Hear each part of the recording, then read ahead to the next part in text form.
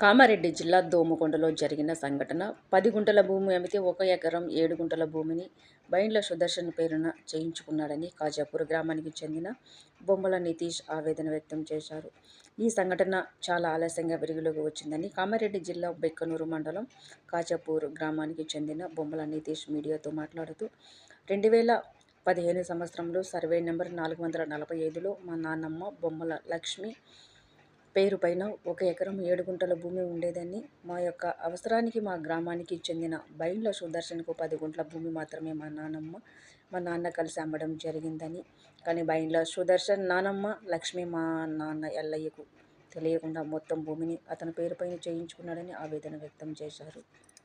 పైసలు తీసుకుందామని మా నాన్నమ్మ గారిని తీసుకొని వెళ్తే అక్కడ బ్యాంకులో మీ అకౌంట్ ఓల్డ్లో ఉందని చెప్పిండు. అట్టెట్లుంటుంది అంటే మీ దగ్గర క్రాప్ లోన్ ఉందని చెప్తే మేము వెంటనే రీసెంట్గా మా వాళ్ళని తీసుకెళ్ళి అతని దగ్గరికి వెళ్ళాను. అతని దగ్గరికి వెళ్తే అవును తీశాను అని కూడా చెప్పిండు.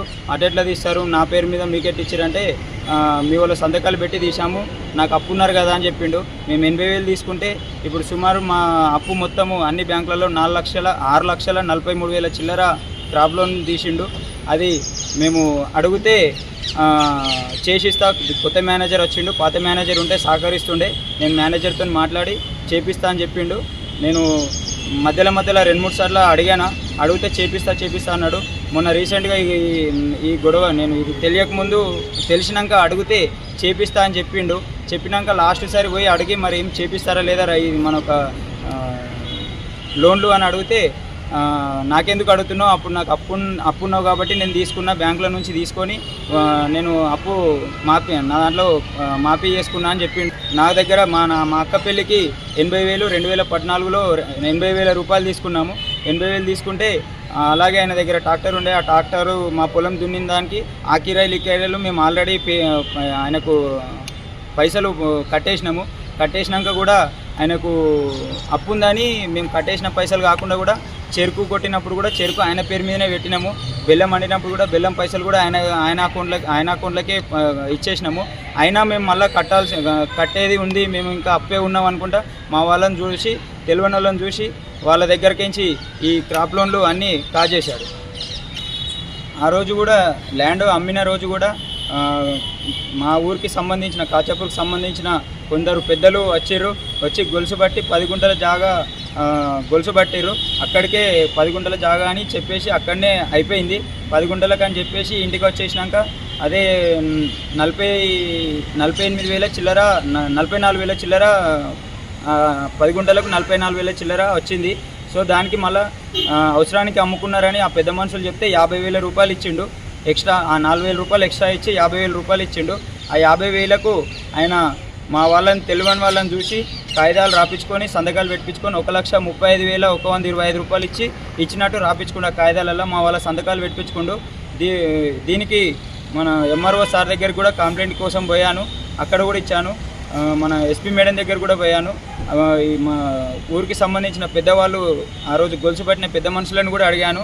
5 ఇష్కుల జాగానే అమ్మిర్రు, అంటే 10 గుంటల జాగానే అమ్మిర్రు, మేమే గొలుసు పట్టినామని కూడా చెప్పిండు. వాళ్ళు కూడా 10 గుంటలే అని చెప్పారు. కానీ ఈయన రాసుకుంది మాత్రం 1 ఎకరా 7 గుంటల జాగా మొత్తం అమ్మినట్టు, గంపగుత్త అమ్మినట్టు కాగితాలు రాసుకొని 50,000 ఇచ్చి మొన్న రీసెంట్గా మాట్లాడిన రోజు ఒకసారేమో చెక్ ఇచ్చినా అని అంటుండు, ఒకసారేమో డబ్బులు ఇచ్చినా అంటుండు, ఒకసారేమో అకౌంట్లోకి వేసినా అని చెప్పిండు.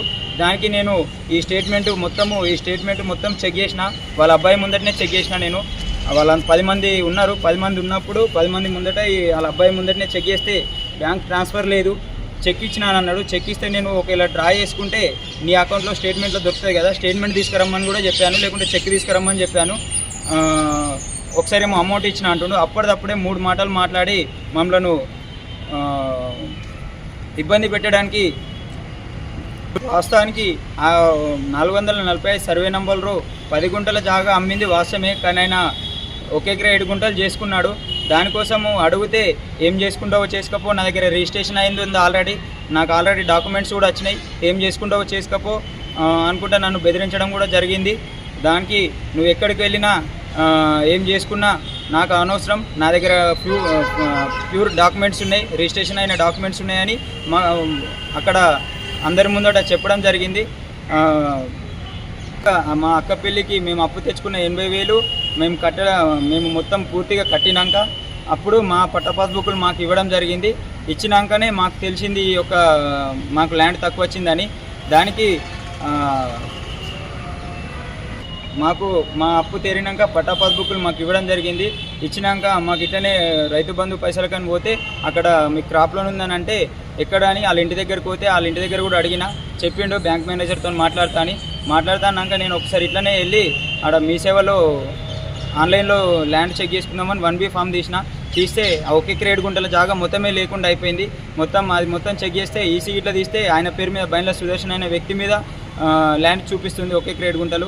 మేము వాస్తవానికి అమ్మింది 10 గుంటల జాగా అమ్మితే మా నాన్నమ్మని తెలియదని చూసి ఒకే క్రేడ్ గుంటలు చేసుకొని నా దగ్గర ప్యూర్ ఎవిడెన్స్ ఉన్నాయి, డాక్యుమెంట్స్ ఉన్నాయి, రిజిస్ట్రేషన్ డాక్యుమెంట్స్ ఉన్నాయి అని చెప్పి మమ్మల్ని ఏం ఇస్తారో చెప్పుకో, ఎవరితో ఏం చేసుకుంటావో చేసుకోపో అంటూ మమ్మల్ని బెదిరించడం జరుగుతుంది. చేసి అధికారులు నాకు న్యాయం చేయాలని నా యొక్క మనవి. For watching. For more updates subscribe to my channel. చూస్తూనే ఉండండి మరెన్నో అప్డేట్ కోసం ASN 24 టీవీ న్యూస్ చేయండి, కామెంట్ చేయండి, సబ్స్క్రైబ్ చేయండి. Thank you.